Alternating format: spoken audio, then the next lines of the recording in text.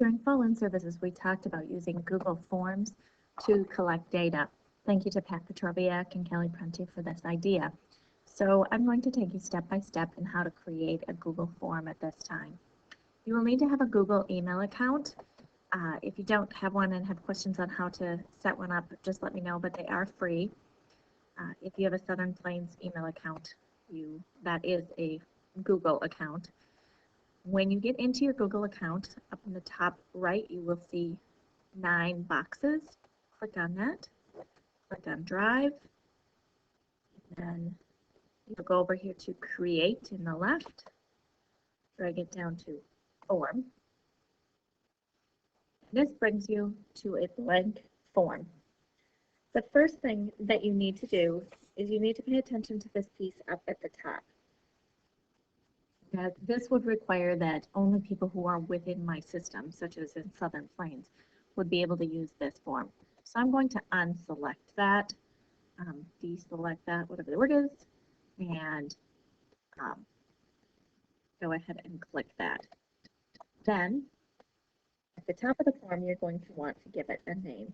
So in this case, we're going to call this Abby's Gold Card. Now, I am not making comments on how you should collect data on goals, frequency of collecting data on goals. That's not the purpose of this.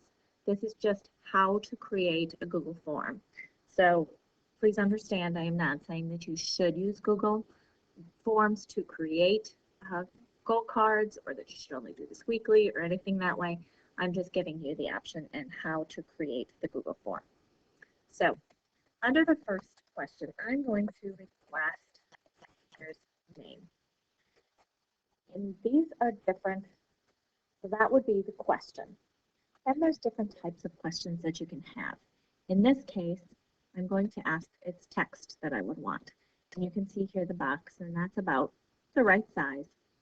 And in this case, I think this is a question that we should require. So I'm going to click Required Question, and then I will click Done. Now, this brings up another box called Add Item. So I'm going to add another question. For this question, I am looking for appropriate interaction. In my case, I want to keep things very short, easy for teachers to understand, for them to do. So I'm going to click Appropriate Interaction. This time I want to use a scale. I'm going to use a variety of question types to demonstrate the different types of question types. It would be up to you how you'd want to do this. I'm going to do this on a 5-point scale, but you could revise this and go up to a 10-point scale or less. My 5-point scale, 1 indicates the student was rude, argued, and or disruptive. Again, I am not commenting this is the type of questions you should ask. I'm just showing you Google Forms. 5 means the student was polite, positive, and respectful. I'm not going to require this question, so I'll just click Done. Brings to another Add an Item. For this question, student and planner. This is going to be a multiple choice, and the choices are yes or no. Now, in this case, really they get the planner before we start talking about interaction. That'd be the first thing that might help teachers if they were in a different order. So I can just move this around and move student planner up to the top, and then we have appropriate interaction next. So you can always go and move those questions around. Next, I'm going to add an item, and I want to, we really need to have a date. So I'm going to choose date here. This question type, you can just select date. You want them to include the year, and I want this question to be required.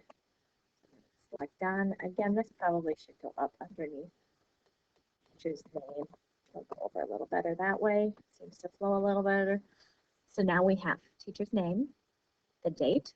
Those are both required, which you can see here with the star by it. Then we have student planner, appropriate interaction, and that looks good.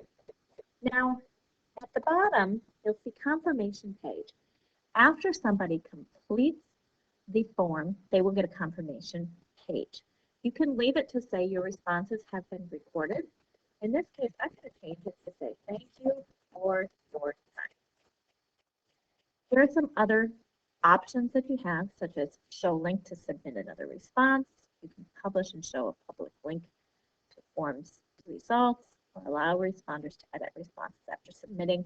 So those are fairly self-explanatory. I'm just going to leave them the same. Then I'm going to select send form. I'm going to actually go back and show you. Up at the top, you can select view live form. It looks like this. It brings up a live form, and this is exactly what it would look like. So I'll fill one out here. You can actually enter it this way, right in this page. Yes, you had this planner, and it was pretty rude. I'm going to go ahead and select submit. This does allow, because I had that box checked, where they can submit another response. So maybe the teacher forgot last week. So we can go here, pick the date for last week. No, he didn't, but he was very polite all week. That day, you would want to make sure you're giving clear directions to somebody, whether they're answering it based on today or over the last week. Again, those would be decisions you would make, and I'm not addressing that here. Close this. This brings me back to where I was at in the first place. Another option is to go ahead and send the form. This is the link. You could go ahead and copy that link and put it into an email, or you can go ahead and use the system to create an email right here. So I'm going to select myself so I can send myself an email. I want to include the form in the email so they can see the questions in the email, or I can take that off. If I don't want that in the email, I will show you the email so you can see. And I'm also going to customize the message and the subject.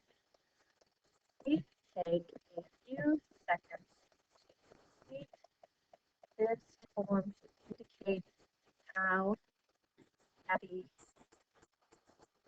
form in your class. Because maybe sometimes you do it based on the last week, sometimes it may be based on a randomly selected day, however that would be. You're going to go ahead and click send. And then I can go over to my email and hope it came up. There it is. And here is the form. Now, they would select the link, which would lead them to the form, or the form also appears here so they can see what the questions are as they enter it. It might get a little busy, so you may not want to include the form. However, it might also be nice to show them what the questions are before they actually go in to enter it in the form. So you can use your judgment. And we go ahead and select it. Robertson. Data for today. Go ahead and select submit. To close this, if I go back to my Google, I can see up here at the top that I have now answered this 3 times. Here are the responses. Go ahead and select this and select view responses. And here is all of your data that you can share with the student to see progress. You can see dates. This works very much like an Excel spreadsheet. You can sort data, change it, that type of thing. I think that's probably enough overload for today. Please let me know what you think and if you would like any other videos. Thank you.